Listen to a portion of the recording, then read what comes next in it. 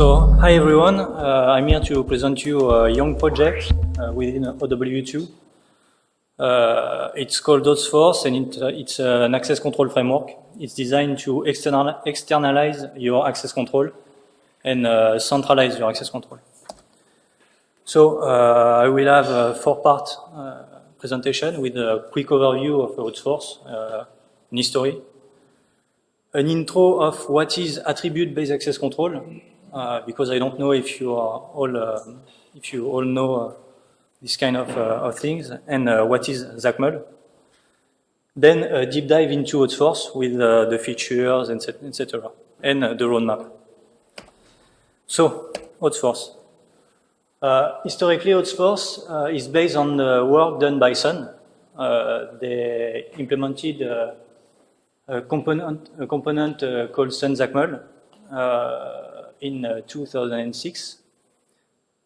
But after 2006, there were no more code. The project pretty much died. So we took over this project, we forked it, and we added components that we need in Thales, and we called that OathForce. We also implemented the 3.0 version of ZACML. Sun ZACML was only the previous version. We have two kinds of licensing, two kinds of distribution, mostly. The community edition and the enterprise edition. So the community edition is all the basics component, the REST API, the attribute provider to fetch the attribute within all your data structure, the policy provider, etc. And the enterprise edition, you have secure gateway that can protect your web service. In the community edition, you also have an SDK, a Java SDK, to implement XSML calls, to implement access control calls to OathForce. So, a quick intro to what is attribute-based access control. So, basically, at the beginning of access control, we had identity-based access control. So we use the identity of the user, and we manage the control to resources using that. It was unmanageable at large scale. Everything exploded with a large database, a large directory of users. So we moved to role-based access control, which you all know, I think. It's still in use, but we have some issues with the context notion. So we don't have any context notion with the role-based access control. And we ended up with a directory with a lot of role designed to specific person, specific needs, and it was unmanageable also. So we moved to attribute-based access control, which allows us to have a finer granularity of the access and to be more flexible to access the resources. So this is a concept. To implement this concept, we need a standard.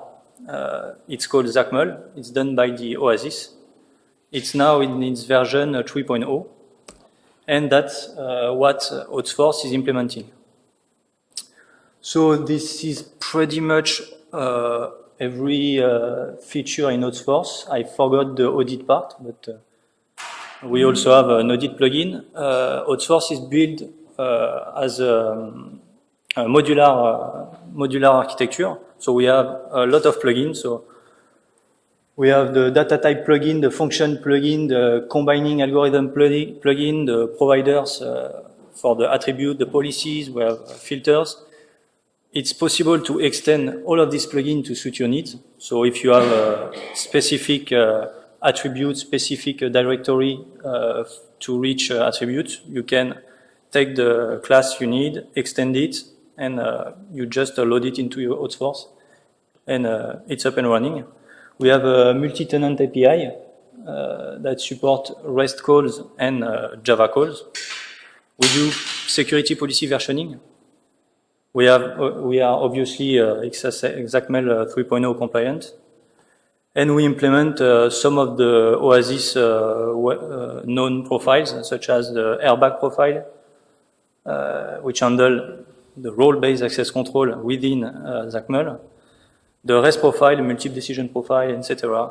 We have also extra features such as the support of fast info-set, because the requests done to the server, to the access control server, are done always using XML, and as well as you know, it's a large payload. It can be pretty heavy. That's why we implemented fast info-set. We can do also PDP clustering. The PDP is the part of OutSource that do the decision making. That say, okay, you can access or you cannot. We can cluster everything and handle a lot of load of access requests. We have also some pretty basic security against XML attack and circular policy reference. We try to, from the beginning, have some best practice to develop our components. So we use GitLab internally and Tulip to W2. We are going to use the new GitLab pretty soon. We use Jenkins to automate everything. The Sonar to do quality tests, Nexus. We deploy everything on Maven Central. We do code validation with Maven, PMD, and find bugs. We document everything on the OW2 wiki, outsforce.ow2.org.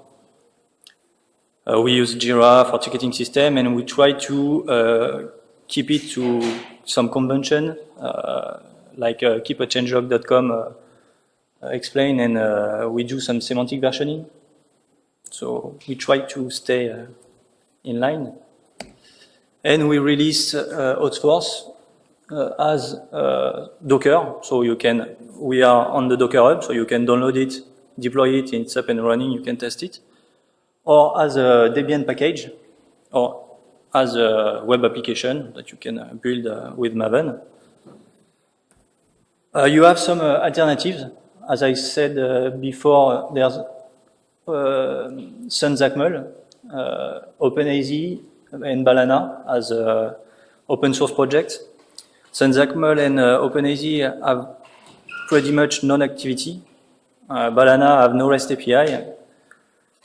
And you have, of course, a proprietary product, which is called Axiomatic. It's nice also, but it's not open source. We use, actually, within Thales, the OutSource for Series for Outlook 365.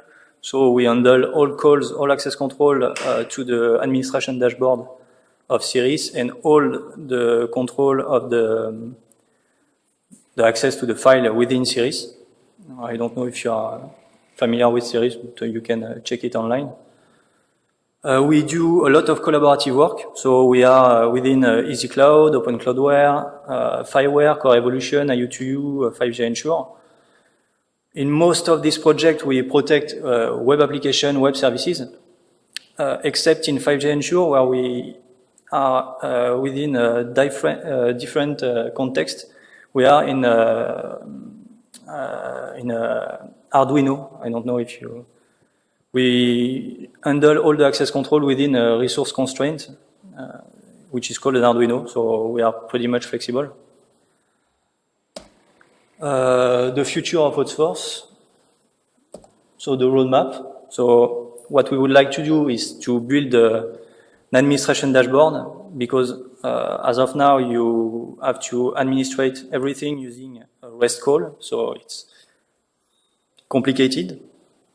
To help that, we are going to add some JSON support to help everyone create more SDK for OutSource, because JSON is more easily handled by Python or JavaScript.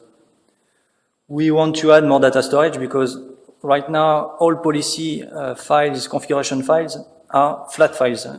We don't store anything within DB or Git repository or even an LDAP. And we would like to add performance testing integrated fully with our CI. So maybe we use Cliff for that.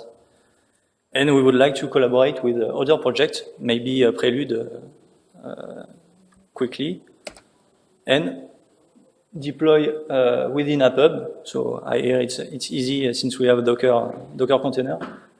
And why not request a CI badge in next year.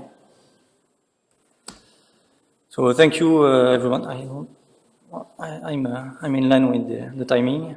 So if you have any question, or if you want to try OSForce, contribute, or you can go to the website, or you can ask me.